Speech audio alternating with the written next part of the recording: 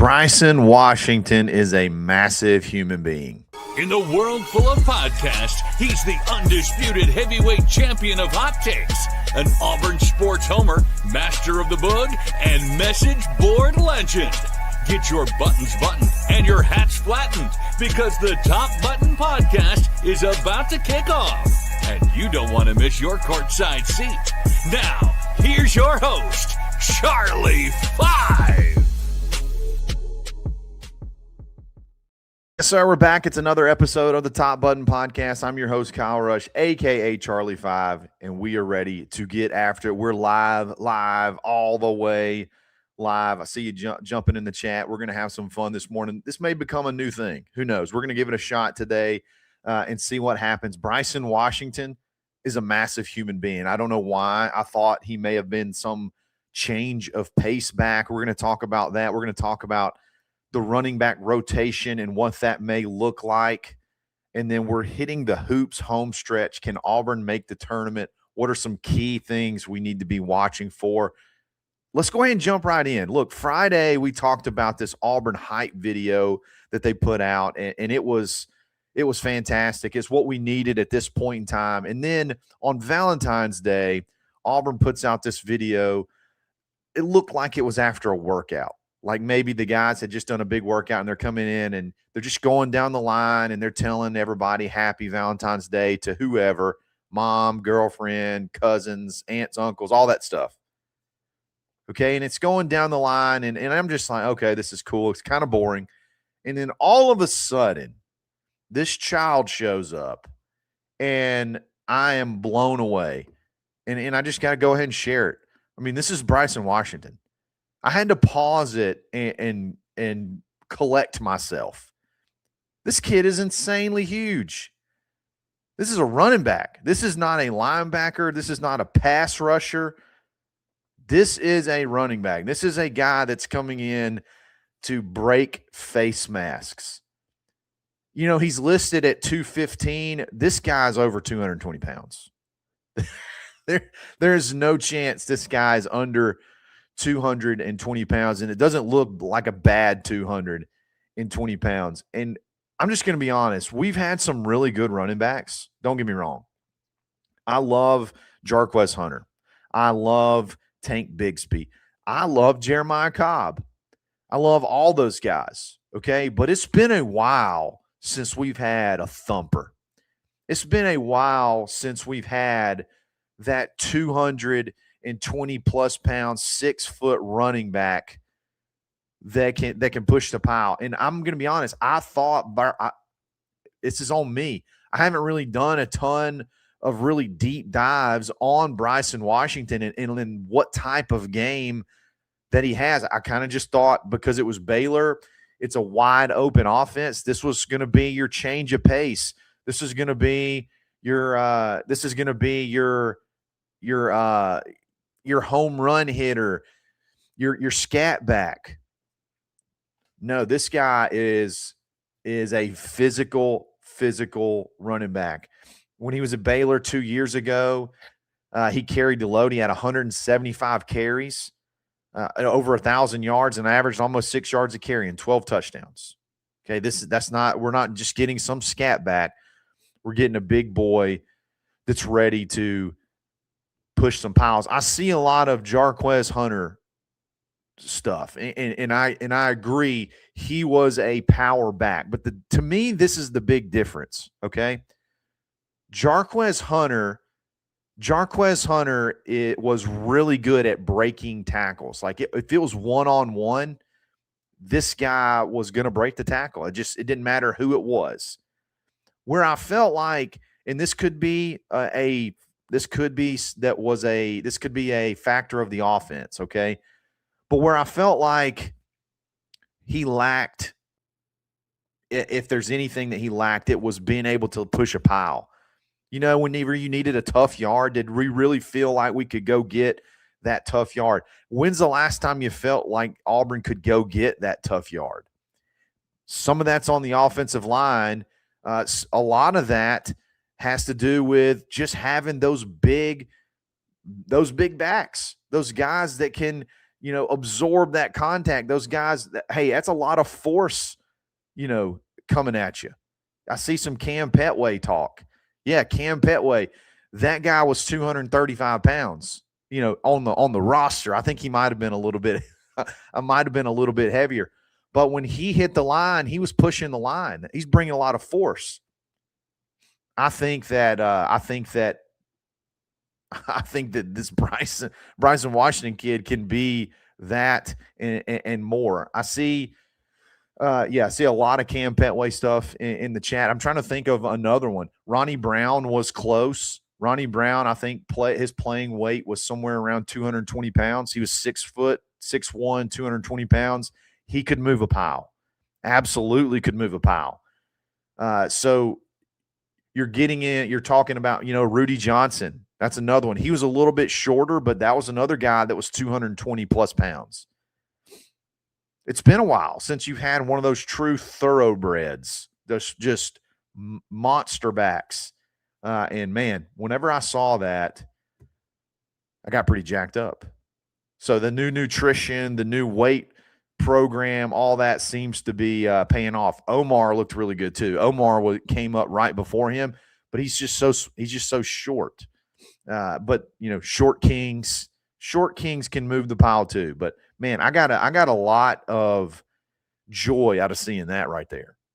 I think when you add that into that aspect into the running back room, physicality, man, you could probably do some damage. You guys see Brandon Jacobs was another one. Brandon Jacobs was the best there never was at Auburn. What an awesome story that could have been, but he just came at the wrong time. He was like 250 pounds, and he was like 6'4" too. He was a absolute monster. So we're gonna talk about what that rotation is going to look like. Okay, what that could look like. We're going to look at what Alex Golesh has done in the past, and then we're going to hit the hoops home stretch here in just a second. If you got any super chats, get them in, and we will make sure that we get to all of them before the end of the show. But before we keep going, we got to give a shout out to Precision Tune Auto here in Opelika. Precision Tune Auto Care. Look, whether it's your daily commute, your kid's car, your road trip vehicle, they take a safety first approach to everything they do, that being Precision Tune Auto Care. Every visit includes a full digital inspection, so you know exactly what the condition your vehicle is in. No rushing, no cutting corners, just honest recommendations that you can trust. Locally owned and proud to serve Opelika. If knowing your car is safe matters to you, visit Precision Tune Auto Care of Opelika and tell them the Top Button Podcast sent you. And also I'm going to give a shout out to Roback. Go to roback.com and take 20% off your order. Use the coupon code BARN20. Polos, hoodies, pullovers, all that good stuff. They got it. They have Auburn licensed apparel as well. Show them some love. It's roback.com. We'll be back right after this.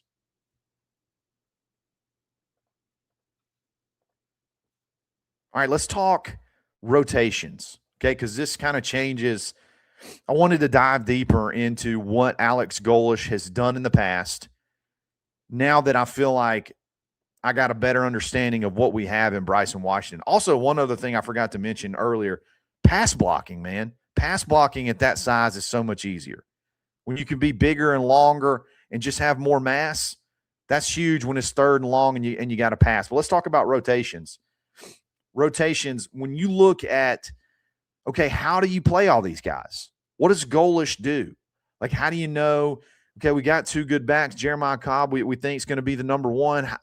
What does that look like to be a 1B or a number 2 running back in this type of offense? Because it feels like year after year we gripe and complain about the other guy not getting the touches, the second guy not getting touches. So let's look at it. It's really tough with South Florida because Byron Brown was so carry dominant. So I'm looking at 2024 when he was actually injured and he was kind of out for the season. He played the first couple of games, got injured, he was out. They had two backs that almost had identical carries. You had Kelly Joyner had 121 carries and Naquan Wright had 109. And you had one that had 800 yards rushing and the one that had a little over 500 yards rushing. So that's like, I mean, it's really hard to go exactly 50-50 unless you're just literally running on a pitch count. And that's when things kind of get all out of whack, when it's just a natural rotation and you're just trying to make sure that the hot guy, you don't want to take the hot guy out of the game, but you also want to make sure that you get both guys touches because they're weapons. That's pretty dang close. 121 carries to 109. And then you go look at Tennessee's offense, okay, when they were the number one offense in the country. I think this is an even better, a better description of what to expect. They had Jalen Wright and Jabari Small, and they were 11 carries apart. 146. People think that all that offense did was just throw it up and down the field. They ran the ball a lot, man. They had almost 2,600 rushing yards. Jalen Wright, again, 146 carries. Jabari Small, 157 carries. You had almost 1,600 yards between the two of them and 23 touchdowns. So that's the goalish offense. So you're looking at having, you're looking at having a true possible 50-50 split. It's something that he consciously is part of his plan, a part of what makes that offense work. When he says he wants to run the piss out of the ball, this makes a ton of sense. Let's go get some guys that can handle running the piss out of the ball. And you know that Byron Brown is going to take a lot of those carries too. So maybe they don't get the volume. Maybe you don't get up to that 150 carry mark, 170 carry mark, but each between the two backs. But it looks like you could easily get 10 to 12 touches a piece per game. And when you got guys like Jeremiah Cobb and Bryson Washington, I think that's a big deal. One little sidebar conversation about Bryson Washington, why it's good that you got him now. Okay, because there's going to be a lot of folks, you got him now, and there's not going to be anybody in front of him to share carries next year. Okay, so you got him now, so he can't go anywhere now. So even if for whatever reason things don't quite work out to where it's absolutely 50-50, you got that kid now, and he can step in next year and be the guy. And there's nobody in front of him. So it's I think we're in a really, really good spot at running back. And I just got to show the picture one more time. This is for Riggerspoon, who thinks that this is not big. You got to show it one more time. I mean, this guy is insanely huge. That's a big running back. Okay. That's a big, big college running back. Was not expecting it. Fired up. So let's go. We're going to switch gears. I hope this doesn't depress anybody, but we're going to talk hoops for a second. And I want to start off with an apology because I rough talked Auburn fan a little bit on the Barncast on Saturday. And then I was like, well, Kyle, you can't rough talk anybody if you're not going to give them, an explanation as to why. Okay. So what are the things, because I'm seeing a lot of conversation, a lot of comments, oh, we're not going to make the tournament. This isn't a tournament team. A lot of negativity, and I understand losing 4 in a row is tough, okay? But what is a tournament team? What are the metrics to making a tournament team, to making the tournament, okay? What does a record typically look like to get in as an 8 or a 9 seed? What does that look like? And net rankings and the typical metrics and resumes, all those things matter. Strength of schedule matters. Okay. So when you look at Auburn, when you listen to Auburn fans talk about Auburn basketball, you would think Auburn is towards the bottom of the country in all the statistical categories, all the metrics that matter. You would say Auburn must be, outside the top 100. Well, come to find out, Auburn is 32 in net rankings. And net rankings are very important because net rankings decide what are the Q1, Q2, Q3 games. Net rankings are what decide those. So as long as Auburn stays inside the top 40 of net rankings, you got a really good shot to make the tournament. And guess what? You got several really, really good opportunities to even climb up those net rankings. Okay. This week at Mississippi State. Mississippi State is a decent basketball team. Auburn should be favored in that game.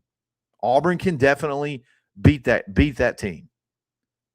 Okay, you keep knocking off. If you can just win 3 out of the next 6, you probably are safe in making the tournament. And there's some very, very winnable games. 2 at home right off the bat with Ole Miss and LSU that you got a really good chance of winning. And then you just got to win one of at Mississippi State and at Oklahoma. And Oklahoma can't even pop popcorn right now without burning the damn house down. So that is, you got to understand the actual criteria that these people that make these tournament brackets out care about. We want to get into the tournament. Getting into the tournament with everything that's gone on, with the transition, with trying to fill out your team while you're trying to go on a Final Four run, is tough. I've seen people say there's no reason why you go on a Final Four run, and then you can't fill out a roster, or you can't take that momentum into, building out a roster for the next year. I've seen that a lot. Guys, UConn won back-to-back national championships and was an 8 seed the very next year. Okay? It doesn't work like that in basketball anymore. You're not building a roster for multiple years to go compete. It's pretty much you flip it and you go almost every single year.